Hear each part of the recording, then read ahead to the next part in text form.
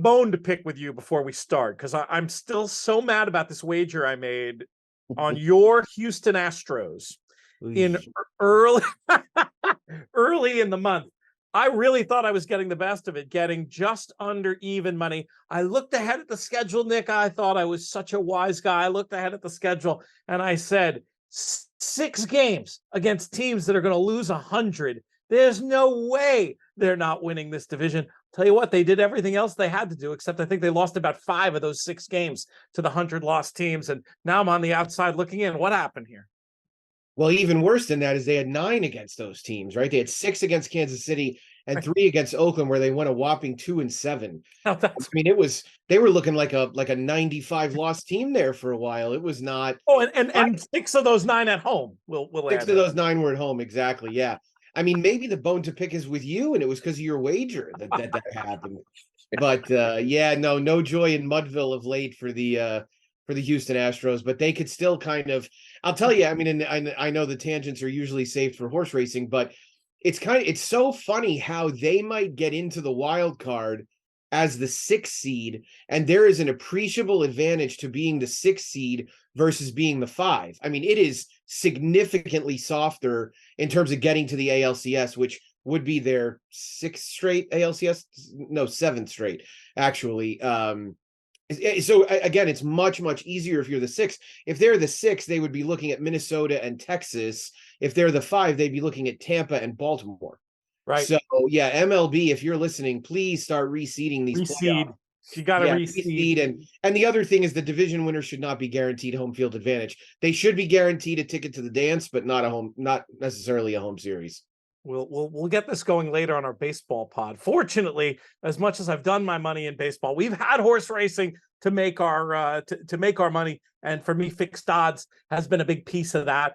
And I wanted to talk to you. This was an idea that Dallas brought up specifically.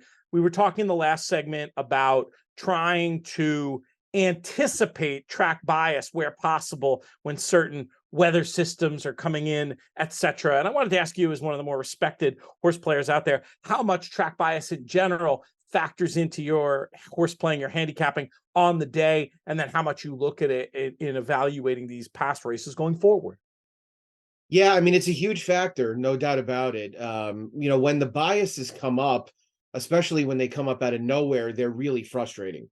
So, during the recently concluded Saratoga meet, there were a couple of days late in the meet where we had an appreciable track bias that really came out of nowhere. And, when you're making a multi-race bet, that makes things very difficult, especially if they're on the early races. But, when a bias shows up, it's just time to hunker down and figure out what it is and who to bet back.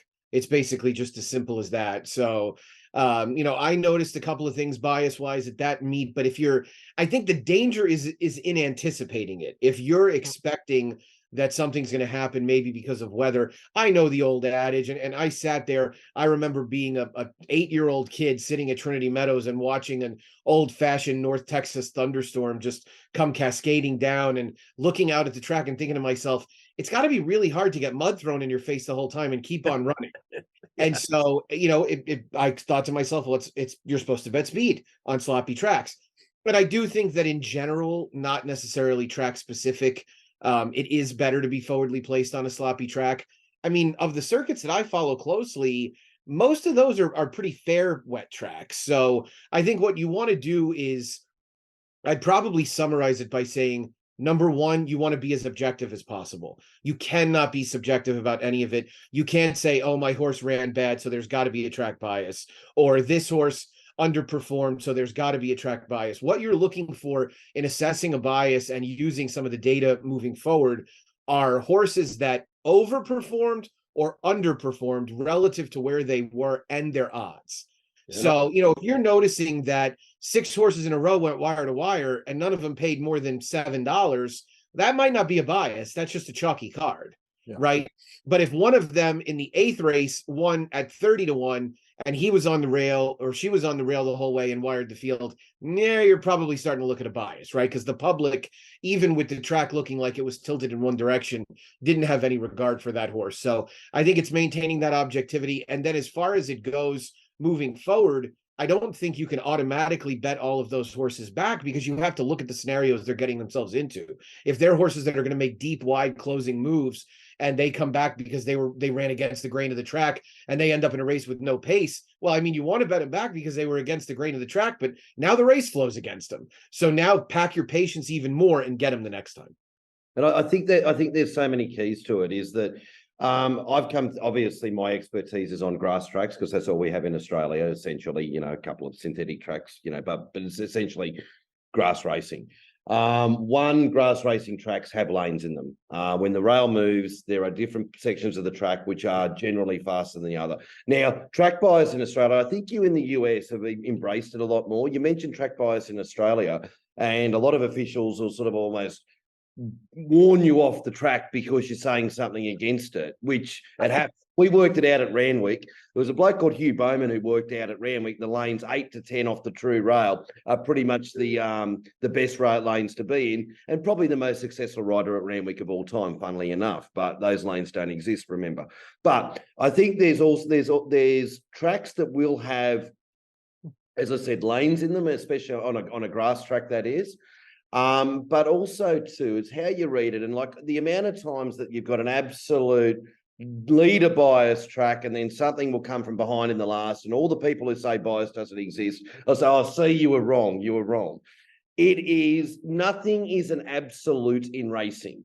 It's an advantage. So if you've got like a 3 or 4 length bias, which is in the center of the track or the fence, that means it's a 3 or 4 length advantage. It doesn't mean every other horse can't possibly win. And you'll see the rails are off awfully all day somewhere, but something will get up, especially maybe over a distance race where saving ground is a lot more important than being out wide. And that then factors into it. But as Nick was saying too, it also then comes down to the tempo of the race. It's not an absolute, it's an advantage. But then if everyone is just lardy-darring in front, and then it's this 400-meter sprint home, that 4-length advantage isn't going to help you too much if you're 12 lengths off a very, very slow pace lead. And then it becomes almost mathematically impossible for you to do it. And I think the tricks to looking at, if you don't want to go in with the preconceived ideas, and I think the preconceived much more for turf than dirt. But if you don't want to do that, you want to be looking for horses that are doing something they shouldn't. Like, it's not, as Nick was saying, if 5 winners who are 1 to 2 have led and won, that isn't giving you a bias. That's saying the horses that should have won the race. What you want to be looking for is the little giveaways. Like a horse on the fence that is 4 million to 1, that has been on a fast pace, and everything's in the center of the track, and this 4 million to 1 horse that should have stopped at the halfway down is still there fighting out the finish, or, you know, running well and truly over and above what it should be doing. If you're looking to assess the bias, they're the things you want to look for. What shouldn't have happened in this race? And is that reason why that thing that shouldn't have happened because of track bias? They're your giveaways. One of the best ways to judge track bias is looking for the horses at massive odds that are doing something that they shouldn't. Not saying, oh, the favourite's led and won, so it's a leader's track. Well, yes, the favourite led and won because it's the favourite. It got the right tempo and it won. That isn't track bias. That isn't giving you track bias. That's just saying that's how the race panned out as it should have.